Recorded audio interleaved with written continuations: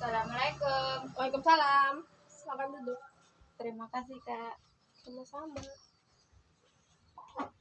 Pulang di mana? Habis pulang sekolah, Kak.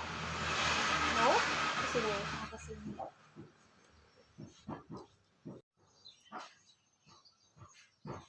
Selamat siang. Siang, Kak. Sebelumnya kenal dengan kakak? Belum, Kak. Belum. Berarti kita kenalan dulu lah. Perkenalkan, nama kakak Sarifah. Nama Ogan Amna. Nah, kakak di sini berperan sebagai konselor atau fasilitator untuk membantu masalah yang konselor hadapi. Nah, apakah sebelumnya kamu pernah mengikuti konseling? Belum, Kak. Ini pertama kalinya ulun mengikuti konseling. Pertama kali lah kada pernah mengikuti. Jadi kada tahu apa itu konseling. Belum tahu, Kak. Jadi kakak jelaskan dulu di sinilah konseling itu apa. Konseling itu adalah upaya atau pemberian layanan untuk menyelesaikan suatu masalah yang dihadapi oleh konseling. Nah, adapun dalam proses konseling dilindungi oleh beberapa asas.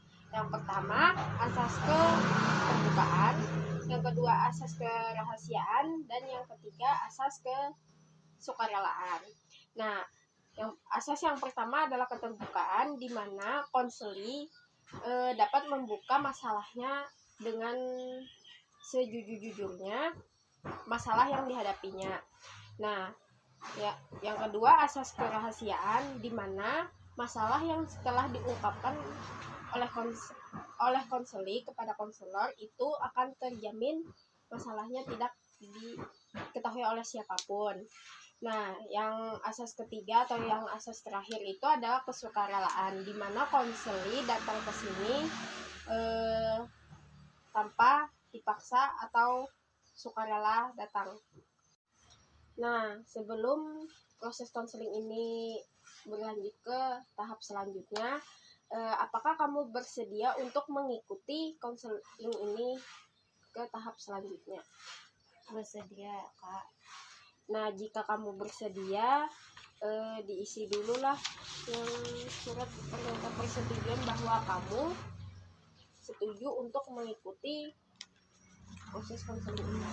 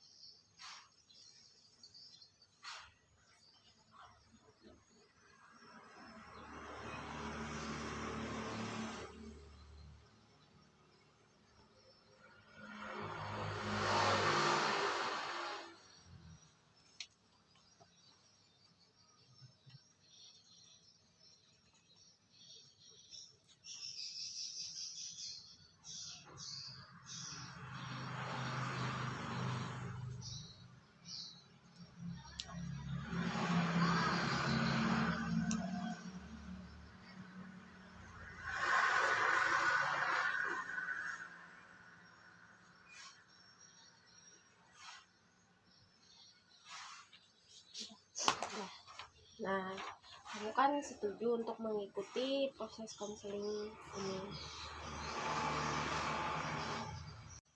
Sebelumnya, tujuan Adin datang ke sini ada apa ya? Ingin menceritakan adanya kecemasan terhadap suatu hal yang sehingga mengganggu aktivitas sehari-hari ulun, Kak. Oh, berarti Ading ini dalam kegiatan sehari-harinya mendapat ada kecemasan yang mengganggu kegiatan sehari-hari. Seperti apa contohnya? Seperti ingin mengendarai sepeda motor takut. Oh, berarti cemas atau kalaunya mengendarai sepeda motor itu cemas berarti lah. Kenapa jadi cemas? Apakah pernah mengalami kejadian yang membuat kamu tuh kada menimbulkan masalah kecemasan nih?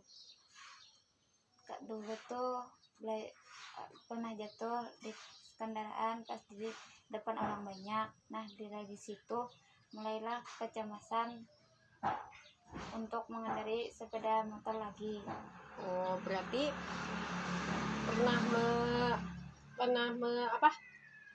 pernah jatuh dari kendaraan. Itu tuh menyebabkan kamu cemas lah untuk mengendarai kembali. Berarti sampai saat ini kada bisa mengendarai sepeda motor lagi kah, atau apakah bisa tapi malu untuk menjalankan atau menggunakan sepeda motor itu? Sebenarnya sudah bisa, cuma kalau mengendarai untuk saat ini masih cemas. Berarti takutan lah bilanya hendak kaiba menggunakan kendaraan ini, tapi gitu-gitu atau kayak apa, gemeteran atau kayak apa, Trauma lah. ada sedikit trauma lah. Baik, jadi di sini kamu mengalami suatu masalah yang dimana kamu itu tapi sebelumnya apakah bisa dicontohkan bagaimana yang membuat kamu itu, atau suatu kejadian yang membuat kamu itu tidak dapat menggunakan sepeda motor lagi? Seberapa traumanya kamu? Hampir 80%. Jadi bagaimana kejadian yang membuat kamu tuh kada hendak menggunakan sepeda motor tuh? Kan dulu tuh pernah mengendarai sepeda motor. Nah pas di jalan nggak ada sengaja jatuh dari kendaraan di depan orang banyak, dan itulah yang membuat sampai sekarang merasa tidak percaya lagi untuk mengendarai sepeda motor. Tapi lagi sekolah, pas di sekolah tuh berkawanan lo. Nah berkawanan tuh otomatis kawanan tuh bisa berkendaraan lo. Misalkan kamu tuh biasanya disuruh membawa kendaraan tuh kayak apa? Ya ikut bonceng aja. Berarti menolak lah untuk disuruh membonceng tuh, menyuruh membawa gitu. Oh. Nah, dari masalah yang kamu ceritakan ke kakak tadi, dapat kakak simpulkan bahwa kamu ini mengalami masalah kecemasan, atau yang bahwa pikiran kamu itu berpikir bahwa mengendarai sepeda motor itu kamu tuh tidak dapat mengendarai sepeda motor lagi. Padahal itu tuh sebenarnya tidak menjadi suatu masalah yang berat sih sebenarnya. Tapi ya setiap orang kan beda-beda lah. Jadi di sini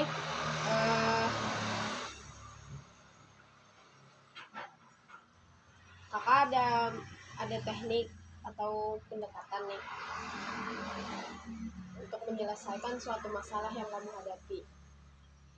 Sebelumnya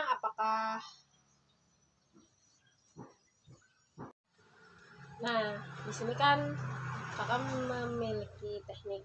Nah, sebelum teknik ini dilanjutkan ke tahap selanjutnya, apakah kamu bersedia untuk mengikuti teknik atau pendekatan yang kakak berikan pada proses konseling ini? Bersedia, Kak. Nah, jika kamu bersedia, bisa kita lanjutkan proses konseling ini pada tahap selanjutnya, di mana pada tahap selanjutnya itu kakak akan memberikan teknik atau pendekatan untuk membantu masalah yang kamu alami, di mana teknik ini teknik yang kakak gunakan di sini adalah desensitisasi dengan menggunakan pendekatan REBT. Jadi kamu sudah bersedia untuk mengikuti tahap selanjutnya.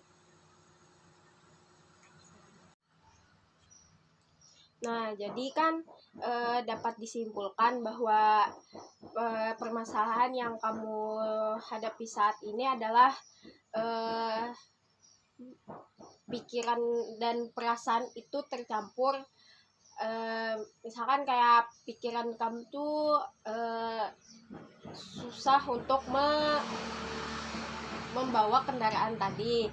Nah, habis itu perasaan kamu itu cemas, jadi itu tuh kayak dapat menimbulkan kamu itu tidak dapat membawa kendaraan itu tadi. Nah, jadi di sini kakak berusaha untuk membantu untuk menyelesaikan masalah yang sedang kamu hadapi, yaitu tentang pemikiran yang negatif atau pemikiran kamu dan perasaan kamu tidak terkontrol, belum terkontrol. Nah, jadi di sini misalkan lo kayak kamu tadi kayak masih ada trauma nih, trauma dalam berkendaraan. Nah, sebelum kamu bisa belajar, sebelum kamu bisa membawa kendaraan tuh, awal-awal tuh kamu pernah belajar juga lo, belajar berkendaraan tuh kada mesti langsung bisa kayak tuh. Nah, habis tuh dalam berkendaraan tuh kada mungkin juga kada jatuh atau kada pernah jatuh atau langsung bisa langsung jalan aja bisa kayak itu, kecuali orang tuh yakin gitu. Nah, orang belajar berkendaraan ataupun berbuat sesuatu itu pasti dalam keyakinan dulu loh, kayak pikirannya tuh aku tuh yakin gitu, nah bahwa aku tuh bisa kayak itu. Nah, habis tuh pikiran sama perasaan tuh misalkan cemas, kayak perasaan tuh pasti takutan adanya. Cuma kalau kita tuh yakin bahwa kita tuh bisa melakukan itu tuh pasti bisa kayak gitu. Nah, walaupun kita tuh kada pernah, walaupun kita tuh pernah gagal kayak gitu. Nah, tapi kita tuh harus berusaha bangkit lagi kayak gitu. Nah, habis tuh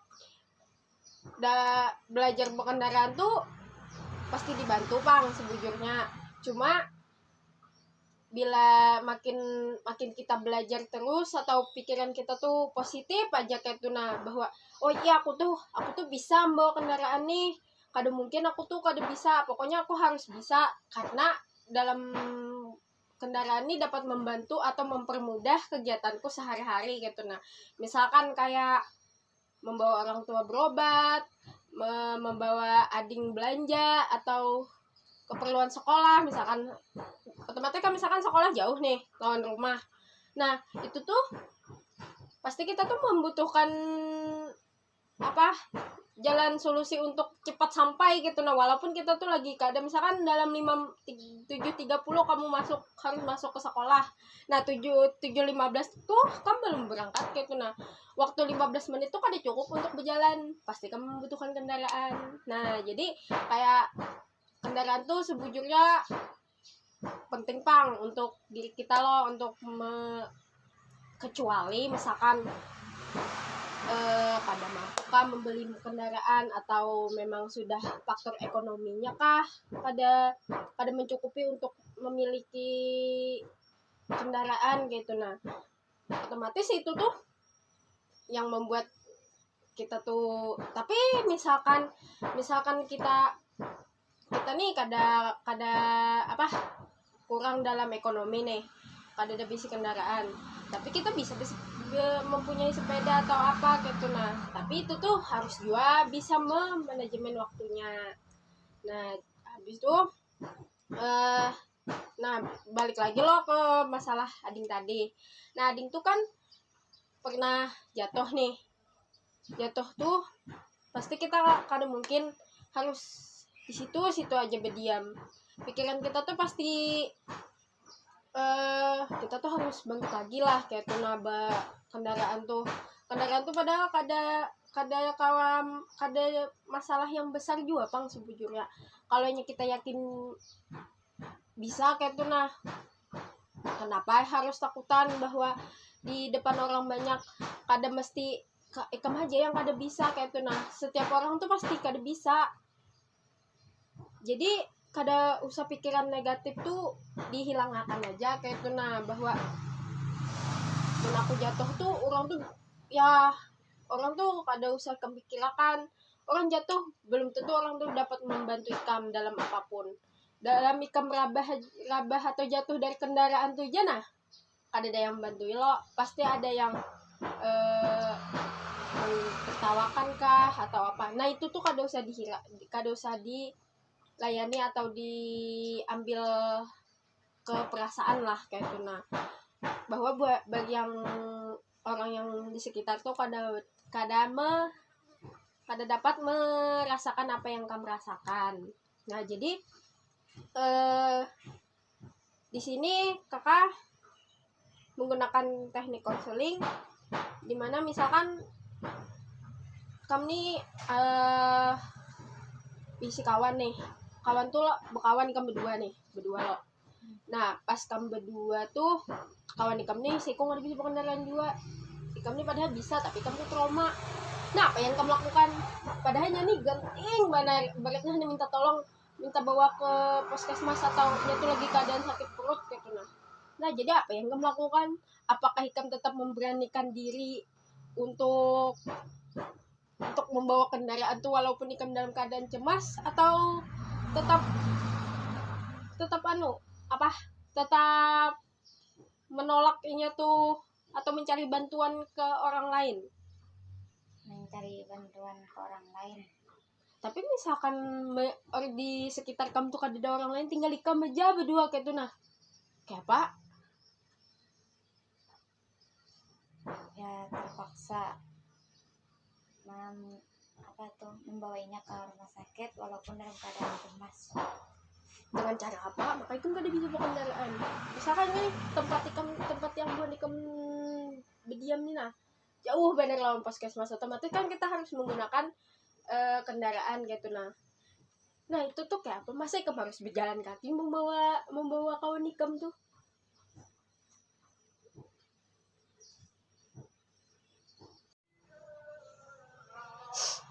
Nah jadi kan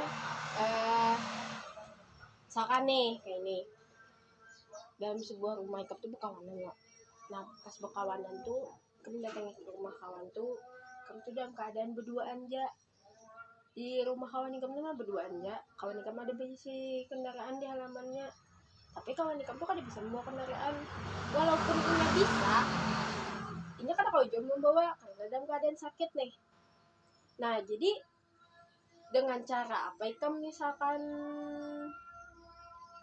supaya kawan ikam ini dapat pertolongan? Sedangkan ikam kan mengalami kalau nya membawa kendaraan tuh pasti cemas atau masih pikiran ikam non perasaan ikam masih kada terkontrol. Jadi dengan cara apa ikam membantu kawan ikam itu tadi? Dengan mencari bantuan ke tetangga sekitar untuk membawa dia ke puskesmas. Nah pas ikam mencari situ, aku nak kira-kira orang untuk membantu atau kada dapat atau kayak apa? Kalau nya kada dapat ya dengan terpaksa ulun yang membawanya ke puskesmas walaupun masih ada kecemasan saat mengendarai sepeda motor. Berarti kepaksakan lah membawa kendaraan tuh, padahal ikam tuh kada berani untuk membawa kendaraan tersebut. Berarti ikam paksakan aja membawa kendaraan tuh. Dipaksakan dan dengan melihat kondisi teman yang sedang sakit kan, karena dia harus dan melihat keadaan teman yang harus segera dibawa ke puskesmas agar dapat ditolong oleh dokter. Iya, nah jadi lo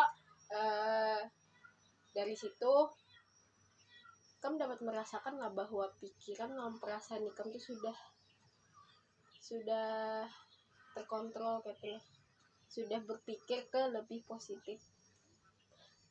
Jadi contohnya tuh kayak, maksudku berpikir positif tuh kayak ini, kamu terpaksa nih membawa kendaraan, pada ikam tuh takutan loh. Nah, dan pada takutan itu ikam berpikir bahwa oh kawanku kayak ini dalam sakit loh, harus meminta pertolongan nih, otomatis aku nih harus membawa inya secepatnya untuk mendapatkan pertolongan bahwa ini sakit perut. Nah jadi dari situ kan paham lah atau merasa lah bahwa itu sudah mampu berpikir secara positif gitu, bahwa ikam tuh bisa sudah membawa kendaraan tuh tanpa memikirkan orang lain yang di sekitar ikam, bahwa misalkan ikam padahal lo misalkan ikam tuh otomatis bisa jatuh berdua lo lawan kawan ikam. Nah itu tuh padahal lebih sopan lagi tapi dalam keadaan itu kan dapat merubah pikiran ikam yang negatif tuh tadi. Jadi ikam merasa lah atau paham lah maksud yang aku maksud tuh. Masih kurang paham Kak. Jadi gini, untuk lebih jelasnya nanti kita masuk ke tahap selanjutnya aja gimana.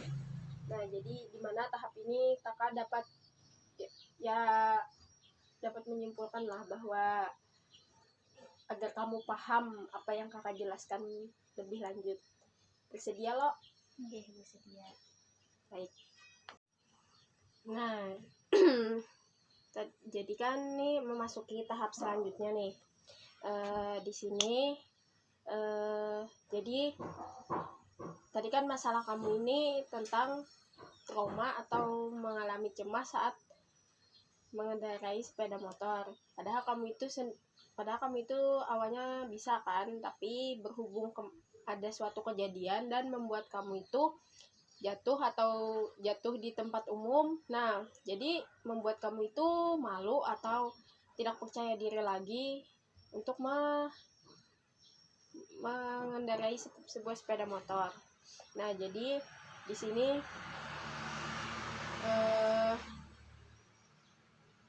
kakak ingin membantu kamu untuk mengubah pikiran atau perasaan kamu itu agar dapat terkontrol ke arah positif. Nah jadi misalkan nih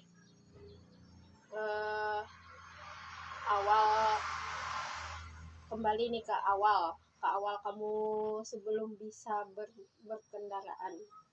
Nah sebelum itu kamu tuh tidak bisa juga kan, otomatis entah karena faktor ekonomi atau apa, bukan faktor ekonomi sih, atau apa tidak memiliki kendaraan atau apa gitu. Nah terus setelah ada rezeki atau dapat membeli sebuah kendaraan, otomatis kan kamu berkeinginan untuk bisa mengendarai sebuah sepeda motor tersebut. Nah jadi setelah kamu bisa nih, pas bisa itu dapat kejadian. Nah dari kejadian itu membuat kamu itu tidak percaya untuk mengendarai sebuah motor itu lagi. Nah untuk itu kamu tidak perlu berpikiran ke negatif. Kamu itu telah berpikir bahwa kamu jatuh di tempat umum itu membuat kamu malu di tempat di lingkungan kamu jatuh itu. Nah jadi anggap aja orang yang melihat kamu jatuh itu tidak ada atau tidak usah dihiraukan, mereka mau mentertawakan kamu atau apa. Jadi misalkan gini, kita tuh kita tuh sudah bisi kendaraan nih, mau kada mau kita tuh harus bisa loh, bukan dilihatkan aja kendaraan tuh kada mungkin loh. Jadi pikiran kita tuh pokoknya harus bisa, perasaan cemas atau itu hilang akan aja gitu. Jadi pikiran ikam tuh, perasaan tuh bismillah aku bisa gitu. Jadi pikiran ikam tuh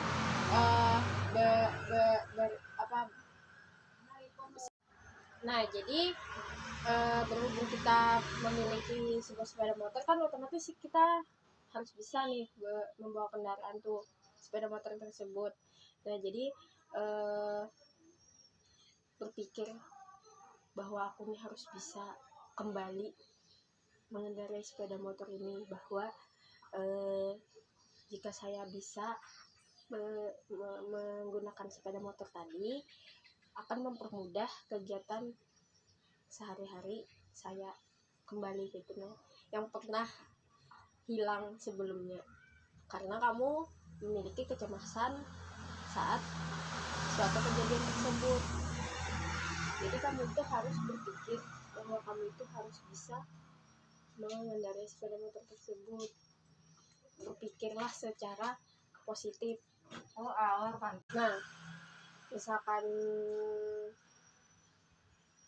misalkan kamu tuh sudah dapat mampu mengendarai sebuah sepeda motor tersebut, maka kegiatan kamu insya Allah akan lancar. Jadi dalam bersepeda motor itu banyak memiliki manfaat lah kalau bisa berkendaraan itu. Misalkan kamu ada urusan penting pokoknya, jadi kamu tuh dapat menggunakan sepeda motor itu tanpa meminta bantuan. Nah, kalau tidak bisa kan cuma kayak nggak mempunyai kendaraan.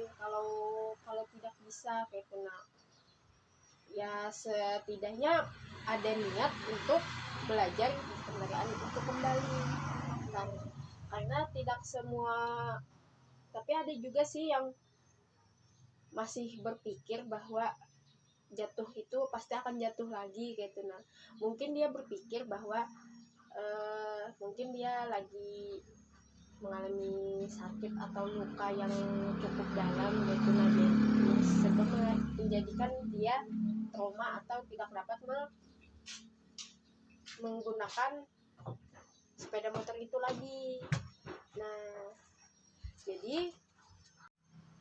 Nah, jadi apakah sudah paham atau mengerti maksud yang kakak jelaskan atau kakak ajarkan dari sebelumnya?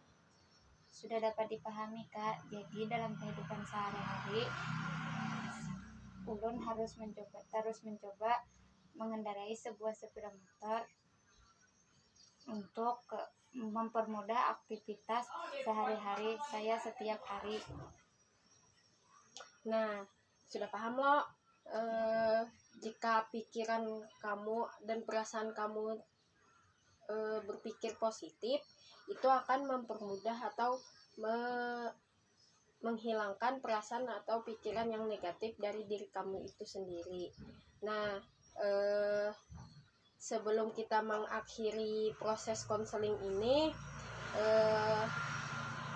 kakak minta kamu nanti setiap hari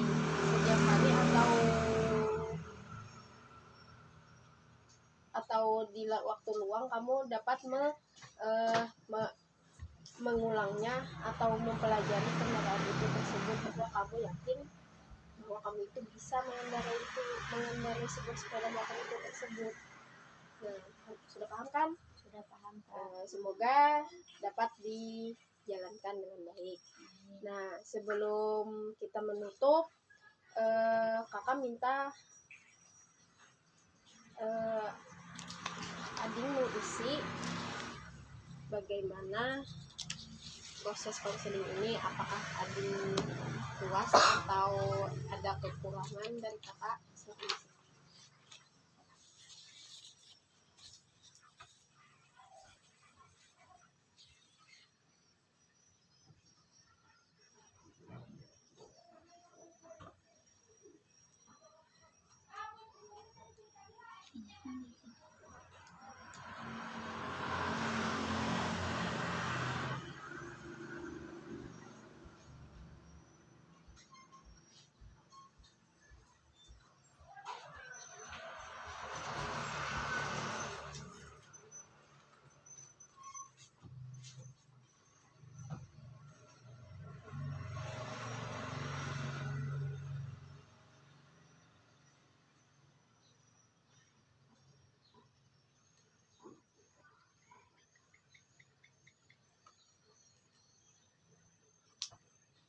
sudah.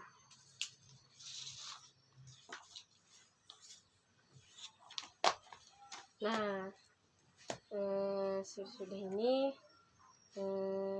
maka berakhir pula proses konseling atau pertemuan kita pada konseling ini. Semoga Ading dapat melakukannya dengan baik atau dapat menggunakan sepeda motor itu kembali. Mungkin ini saja pada proses konseling ini. Kakak tutup. Wassalamualaikum warahmatullahi wabarakatuh. Waalaikumsalam warahmatullahi wabarakatuh.